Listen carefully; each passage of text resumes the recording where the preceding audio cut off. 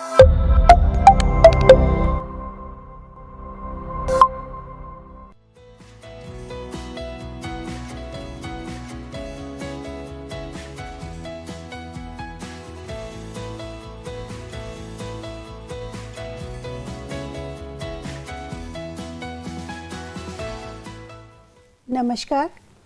मैं डॉक्टर क्षमा पांडे, सह आचार्य, महात्मा ज्योतिबा फुले रुहेलखंड विश्वविद्यालय बरेली। हिंदी भाषा एवं संप्रेषण विषय के अंतर्गत आज का प्रकरण है हिंदी भाषा एवं लिपि। इस पाठ के अध्ययन के पश्चात जो विद्यार्थी हैं वो भाषा एवं लिपि के घटकों के मध्य अंतर संबंध को जान सकेंगे, स्वनिम की अवधारणा का बोध कर सकेंगे, भाषा एवं लिपि के मध्य अंतर संबंध का बोध कर सकेंगे तथा स्वर एवं व्यंजन को पहचान सकेंगे। तो सबसे पहले हम प्रारंभ करते हैं, ध्वनि या स्वनिम की अवधारणा क्या है। स्वन को भाषा की सबसे छोटी इकाई माना जाता है और इसे हम ध्वनि के नाम से भी जानते हैं। ध्वनि भाषा का मूलाधार होती है और ये सबको विदित है कि बिना ध्वनि के भाषा की कल्पना करना असंभव है, अर्थात ध्वनि के अभाव में भाषा अकल्पित है। अंग्रेजी में स्वनि के लिए फोनेटिक्स शब्द का प्रयोग किया जाता है और इसका जो उद्भव हुआ है वो ग्रीक भाषा के फोन शब्द से हुआ है। जो स्वन है इसके अध्ययन के 3 पक्ष होते हैं और वो अनिवार्य होते हैं। पहला होता है उत्पादक, दूसरा संवाहक और तीसरा संग्राहक। स्वन या ध्वनि उत्पन्न करने वाले व्यक्ति या वक्ता को स्वन उत्पादक कहा जाता है और दूसरा श्रोता। श्रोता जो होता है वो संग्राहक होता है। जैसे उत्पादक ने ध्वनि उत्पन्न की, श्रोता ने उसको ग्रहण किया, तो श्रोता क्या है? संग्राहक या ग्रहणकर्ता, क्योंकि श्रोता के बिना उत्पादक की जो अनिवार्यता है वो समाप्त हो जाएगी। और एक तीसरा जो संवाहक होगा, तो किसके द्वारा संवहन होगा? संवहन के लिए वायु की तरंगों की आवश्यकता होती है, तो वायु की तरंगों के रूप में संवाहक की उपस्थिति होती है। तो स्वन की प्रक्रिया में ये तीनों अंग अनिवार्य रूप से उपस्थित होते हैं।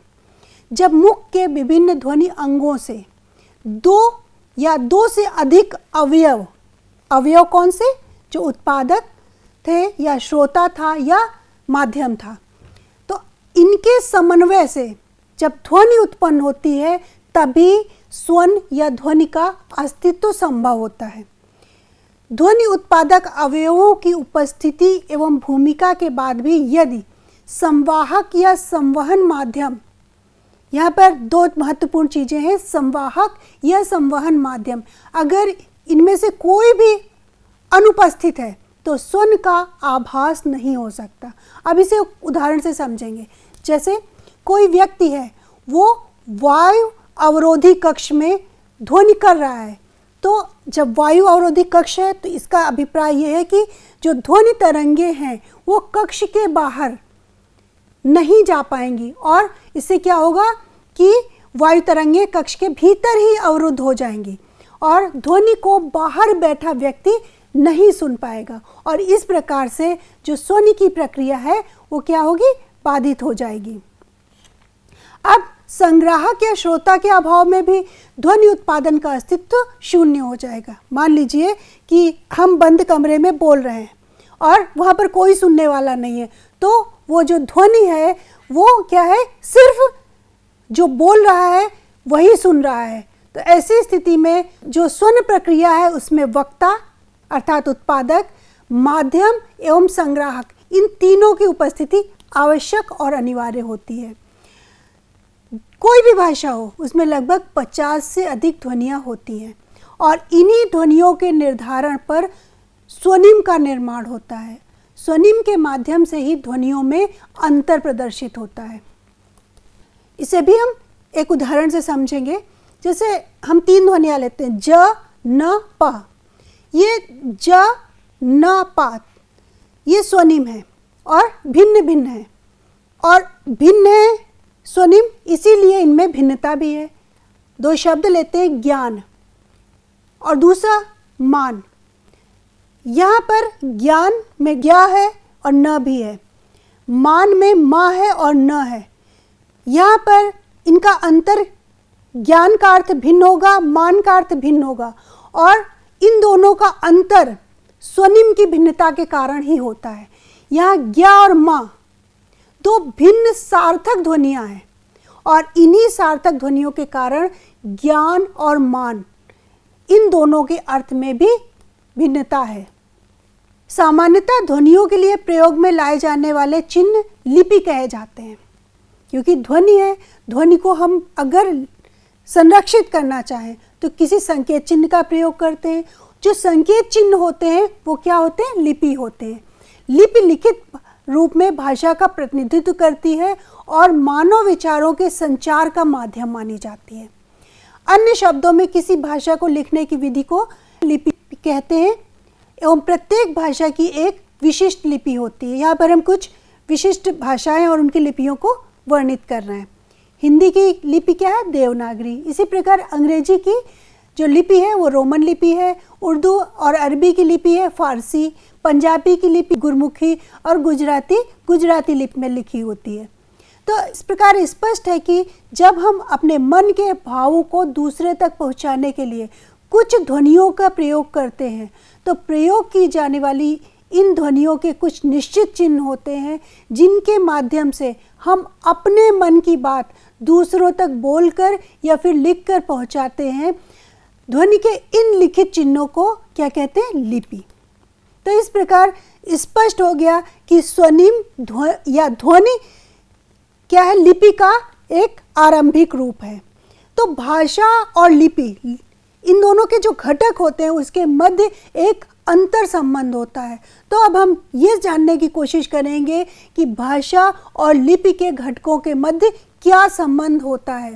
तो यहाँ फिर हम प्रारंभ से ये बात कहना चाहेंगे कि जो भाषा का आविर्भाव हुआ है वो मानव सभ्यता के साथ ही हुआ है, और जिसका संदर्भ प्रायः बोलने से होता है। भाषा का विकास धीरे धीरे लिपि के विकास के साथ हुआ, और इसी के साथ साथ मानवीय सभ्यता का विकास हुआ। वस्तुतः भाषा और लिपि दोनों ही अभिव्यक्ति के साधन के रूप में प्रयोग किए जाते हैं। एक मौखिक होता है, एक लिखित होता है, और दोनों में स्वन संकेत, स्वन अभी हमने विस्तार पूर्वक बताया आपको, स्वन संकेत प्रयुक्त होते हैं जो मूल रूप से स्वरों पर आधारित होते हैं। आगे बात करेंगे कि भाषा और लिपि दोनों ही मानवीय सभ्यता के निर्धारक हैं, और समग्र मानवीय उन्नति का जो मार्ग है वो कौन प्रशस्त करता है? हमारी भाषा, क्योंकि भाषा और सभ्यता दोनों आपस में अंतर्निहित हैं, अंतर संबंधित हैं और एक दूसरे की पूरक भी हैं। लेकिन भाषा या लिपि दोनों ही अर्जित होती हैं, इन्हें हम प्रयत्न द्वारा सीखते हैं। हम प्रयास करते हैं भाषा को सीखने के लिए और लिपि को सीखने के लिए, चाहे मौखिक रूप की भाषा हो या लिखित भाषा हो। इसके लिए हमें सीखना पड़ता है, इसके लिए औपचारिक या अनौपचारिक कक्षाओं में विद्यार्थी को भेजना होता है, और उसके बाद ही हम भाषा को सीख सकते हैं। तो भाषा और लिपि के अंतर संबंध का विश्लेषण करने से विभिन्न घटकों के मध्य इस प्रकार के पारस्परिक संबंध प्रकट होते हैं जो आगे हम बता रहे हैं। पहला जो है वो है संकेत व्यवस्था। भाषा और लिपि के मध्य जो घटक हैं उसमें पहला है संकेत व्यवस्था। तो संकेत व्यवस्था क्या होती है? तो भाषा की व्यवस्था उच्चरित ध्वनि संकेतों पर आधारित होती है। जैसे एक शब्द है तपन। तपन का उच्चारण कैसे होगा? यहाँ पर तपन का आप विच्छेद करिए, तो तपन में 3 वर्ण हैं, त, प, न। अब इस पर ध्यान केंद्रित किया जाएगा कि ये 3 वर्ण हैं, इनको कैसे उच्चारित करें। और जब हम उच्चारण पर ध्यान केंद्रित करेंगे तो ये जो वर्ण है इनको हम लिखने की कोशिश करेंगे। तो लिपि लिखित स्वर चिन्हों की व्यवस्था पर आधारित होती है। जैसे मिलन, मिलन एक शब्द है और इसका उच्चारण कैसे करेंगे? तो मिलन में कितने ध्वनि संकेत हैं? म, ई, ल, न, आ। तो मिलन को बोलने के लिए हमें कितने ध्वनि संकेत देखने पड़ेंगे? माँ को देखा हमने, ई देखा, ल देखा, न देखा और आ। जब तीनों संयुक्त रूप से आपस में एक शब्द के रूप में आए तो वो शब्द क्या बना? मिलन। और मिलन को हमने लिखित भाषा में इन ध्वनि संकेतों के आधार पर लिख दिया। भाषा के वाचिक और मौखिक दो तत्व अनिवार्य रूप से होते हैं।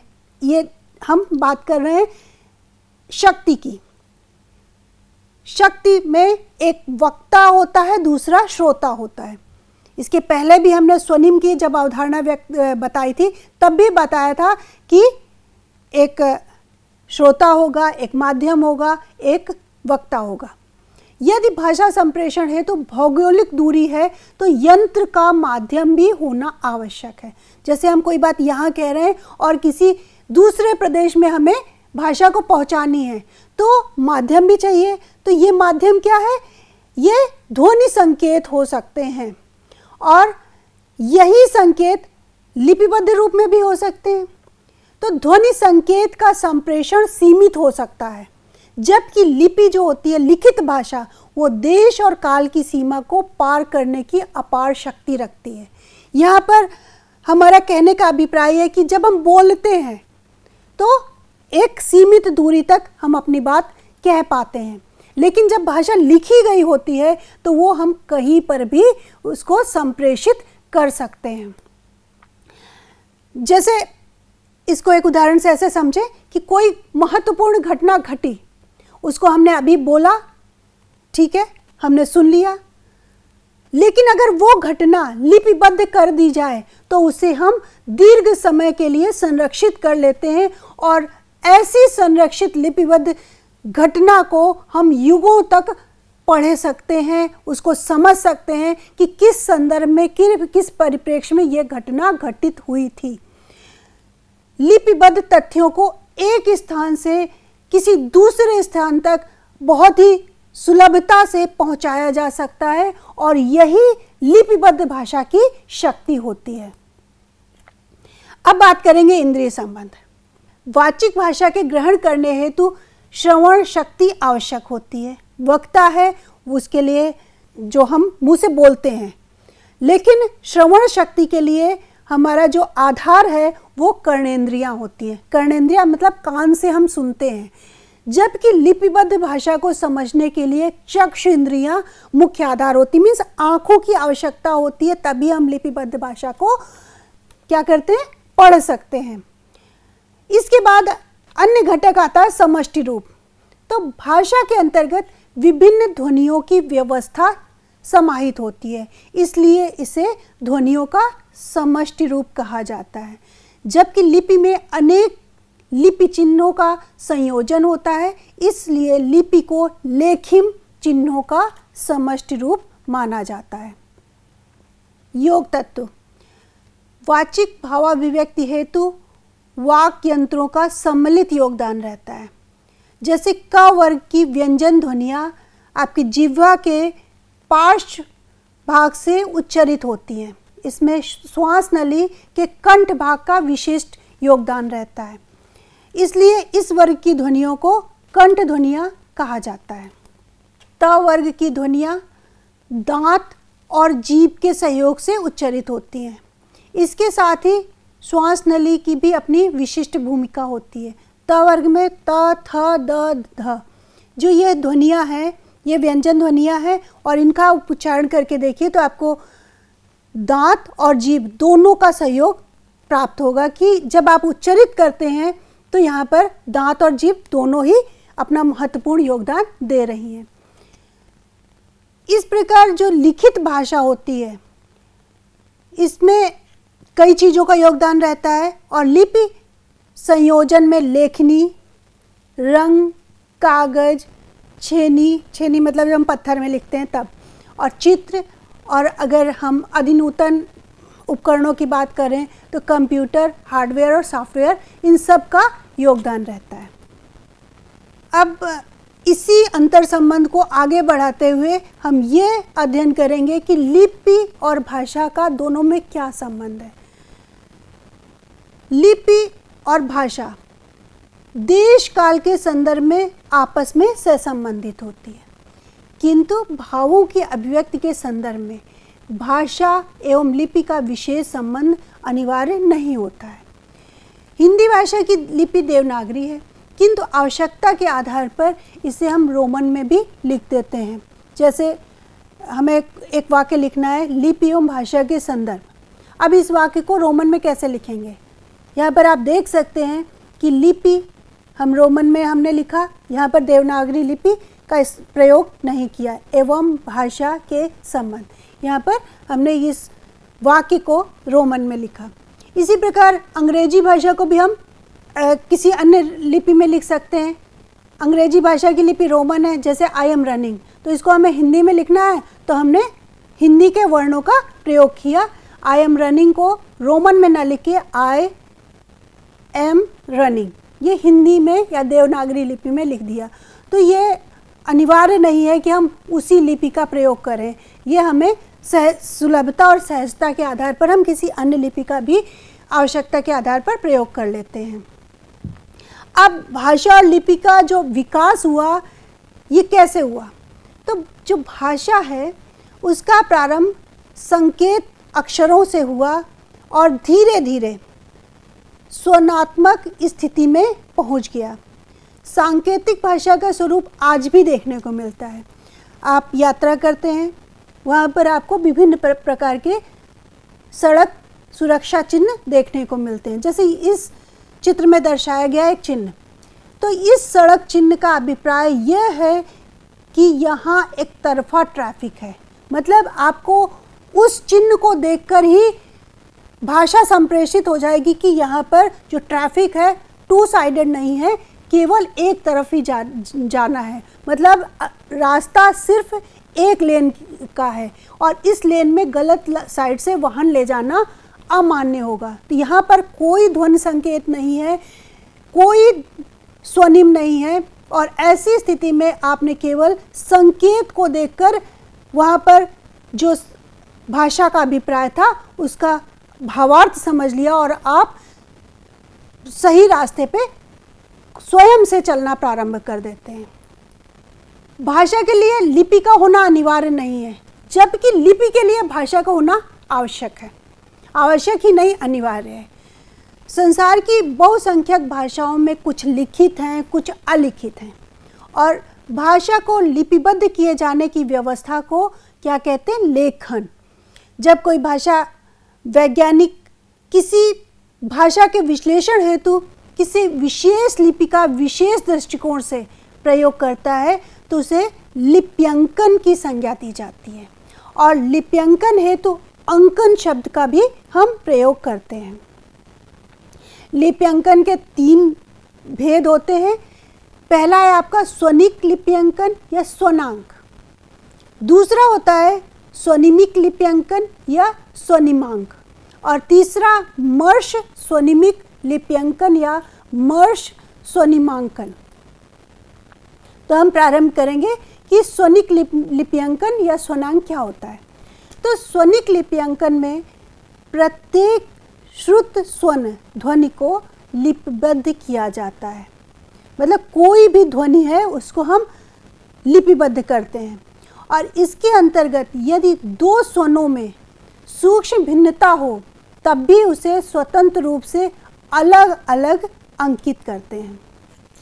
विश्व की प्राप्त सभी भाषाओं के प्रत्येक स्वनों को स्पष्ट रूप से लिपिबद्ध करने हेतु स्वनिक लिप्यंकन का जो प्रयास हुआ था वो प्रथम प्रयास 1888 में Henry Sweet, Daniel Jones, Ellis और पासी ने किया था और ये वर्णमाला है, इसे अंतर्राष्ट्रीय स्वनिक लिपि चिन्ह इंटरनेशनल फोनेटिक IPA नाम दिया गया।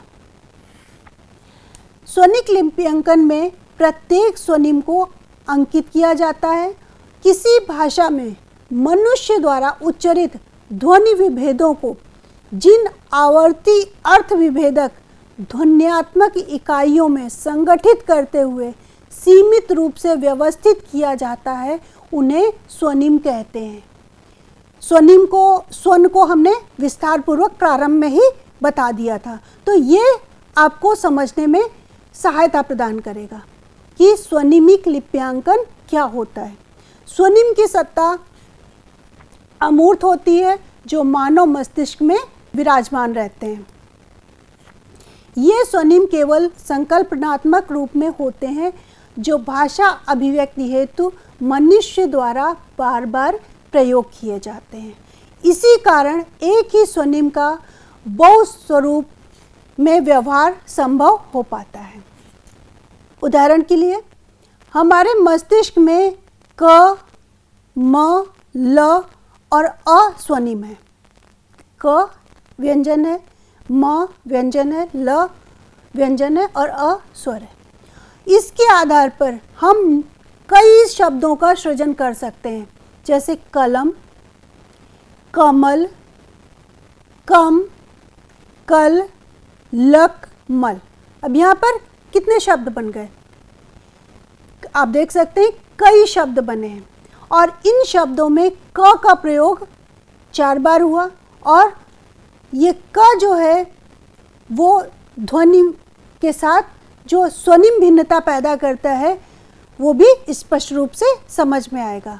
इन्हें क1, क2, क3, क4 और क5 इन 5 रूपों में व्यक्त किया जा सकता है, किंतु इनके मूल में एक ही इकाई है, वो क्या है? क, जिसे यहाँ पर 2 स्लैश के मध्य में रखा गया है जो इनका स्वनिम है। तो यही बात म, ल और आ के संदर्भ में भी लागू होती है। स्पष्ट है, जैसे क स्वनिम है इसी तरीके से म, ल और आ भी स्वनिम है और स्वनिमों को 2 स्लैश के मध्य में, 2 खड़ी पाई ये हैं, उनके मध्य दर्शाया जाता है। अब बात करेंगे मर्श स्वनिमिक लिप्यंकन या मर्श स्वनिमांकन। भाषा में अर्थ प्रकट करने वाली लघुतम स्वनिम समूह को मर्श कहते हैं। जैसे सुंदरता, इस शब्द के 2 अर्थवान खंड किए जा सकते हैं। सुंदरता, सुंदरता को विच्छेद करें तो सुंदर और ता, ये 2 अलग अलग मर्श बनते हैं। तो यहाँ पर सुंदर एक और ता 2 मर्श हैं। जब 2 या 2 से अधिक मर्श एक दूसरे के साथ संयुक्त रूप से अंकित किए जाते हैं तो उसे मर्श स्वनिमिक लिप्यंकन के नाम से जाना जाता है। इस प्रकार संयुक्त मर्श का रूपांतर हो जाता है और यह परिवर्तन सबसे पहले उच्चारण में दृष्टिगोचर होता है। इस प्रकार कुछ परिवर्तन तो लिखित भाषा में अपना लिए जाते हैं, लेकिन कुछ परिवर्तन उच्चरित भाषा में ही सीमित रहते हैं। इस प्रकार आगे हम देवनागरी लिपि की चर्चा करेंगे। देवनागरी लिपि हिंदी भाषा की लिपि है। नागरी लिपि का विकास इस प्रकार हुआ, इस पर हम संक्षेप में प्रकाश डालते हुए बताएंगे कि जो नागरी लिपि के 8वीं और 9वीं शताब्दी के रूप था उसको प्राचीन नागरी नाम दिया जाता था। इस लिपि को नागरी के अतिरिक्त देवनागरी भी कहा जाता था। ऐसा मानते हैं कि दक्षिण भारत के विजयनगर के राजाओं के दान पत्रों पर लिखी हुई लिपि को देवनागरी लिपि के नाम से जाना जाता है। वर्तमान समय में इसे देवनागरी और कहीं कहीं पर नागरी नाम से भी जानते हैं। ब्राह्मी लिपि, यह ब्राह्मी लिपि भारत की प्राचीनतम लिपि है। इसका प्राचीनतम रूप ईस्वी पूर्व 5वीं शताब्दी का है। ब्राह्मी लिपि का प्रयोग ईस्वी पूर्व 500वीं शताब्दी से 3री शताब्दी तक होता रहा है। इसके पश्चात गुप्त लिपि का उद्भव हुआ और गुप्त लिपि 200 वर्षों तक प्रयोग में आती रही। इसके बाद कुटिल लिपि का प्रयोग 6वीं शताब्दी से 9वीं शताब्दी तक होता रहा। 9वीं शताब्दी में प्राचीन देवनागरी का रूप सामने आया और भारत की अनेक लिपियां प्राचीन नागरी लिपि से ही विकसित हुई हैं। 10वीं शताब्दी से 15वीं शताब्दी तक नागरी के चिन्हों में विशेष परिमार्जन चलता रहा, जो प्रायः लिपि को सरल और सुंदर बनाने के प्रयास से हुआ। देवनागरी लिपि का वर्गीकरण। भारत में देवनागरी लिपि को संवैधानिक रूप से राजलिपि का दर्जा प्राप्त है। नागरी वर्णमाला का वर्गीकरण पूर्णतः वैज्ञानिक है। नागरी वर्णमाला को मूल रूप से 2 वर्गों में विभाजित किया जाता है। एक है आपका स्वर और दूसरा व्यंजन। स्वर को वर्णमाला में प्रारंभ में स्थान मिला तथा व्यंजन का स्थान उसके बाद प्राप्त हुआ। स्वर, अब हम बात करेंगे स्वर। हिंदी वर्णमाला में स्वर क्या होते हैं? जो स्वतंत्र रूप से बोले जाने वर्ण हैं या बिना किसी बाधा के बोले जाने वाले वर्ण हैं, उन्हें स्वर या अंग्रेजी में वॉवेल्स कहते हैं। ये हैं अ, आ, ई, उ, ऋ, ए, ओ, अंग, आ। सबने ये वर्णमाला पढ़ी होगी, सबने ये स्वर पढ़े होंगे और ये जस्ट ये है, मान लीजिए कि आपका वर्णमाला की पुनरावृत्ति है। अब व्यंजन क्या होते हैं? स्वर की सहायता से बोले जाने वाले वर्णों को व्यंजन या अंग्रेजी में हिंदी कॉन्सोनेंट्स कहते हैं। व्यंजन के उच्चारण में स्वर की ध्वनि निकलती है। प्रत्येक व्यंजन के उच्चारण में अ स्वर लगा रहता है और अ के बिना व्यंजन का उच्चारण नहीं हो सकता है।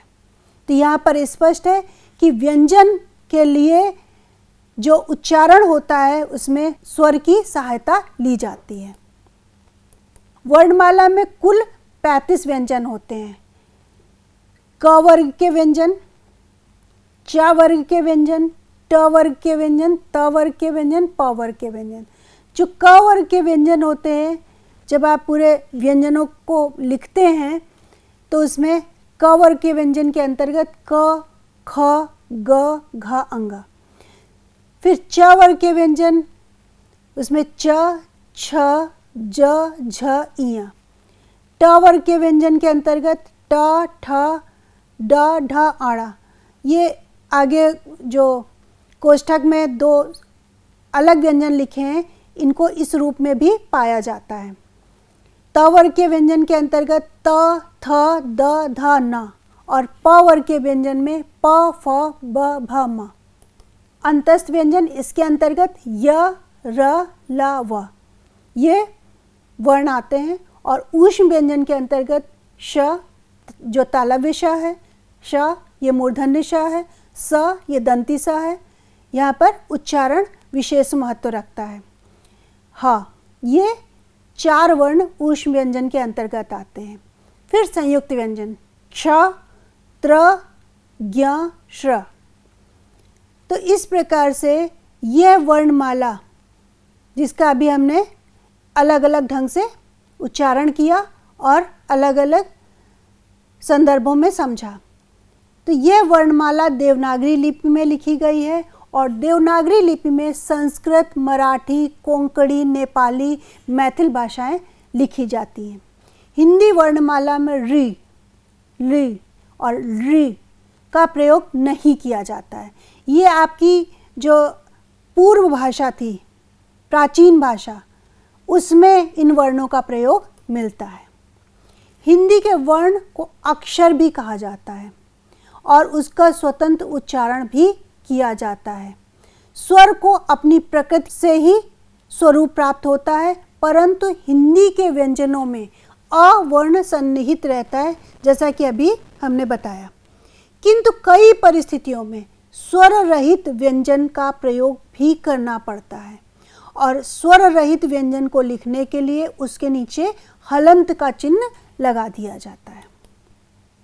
ये समग्र रूप से मानक देवनागरी वर्णमाला है, जो आप इसे देख सकते हैं और अभी हमने पूर्व में इसको विस्तृत रूप से बताया। तो इस प्रकार से ये पाठ यहीं पर समाप्त होता है और इस पाठ में भाषा एवं लिपि के मध्य घटकों के अंतर संबंध का विश्लेषणात्मक अध्ययन करने हेतु स्वनिम एवं लिपि का विस्तृत अध्ययन किया गया। भाषा एवं लिपि दोनों के विकासात्मक पक्षों पर विशद प्रकाश डाला गया। लिप्यंकन के अर्थ एवं प्रकार का वर्णन करते हुए देवनागरी लिपि की संक्षिप्त समीक्षा भी की गई और उसके पश्चात स्वर एवं व्यंजन के स्वरूप पर संक्षिप्त वर्णन किया गया। अगले पाठ में हिंदी वर्णमाला के विकास पर विस्तृत प्रकाश डाला जाएगा। धन्यवाद।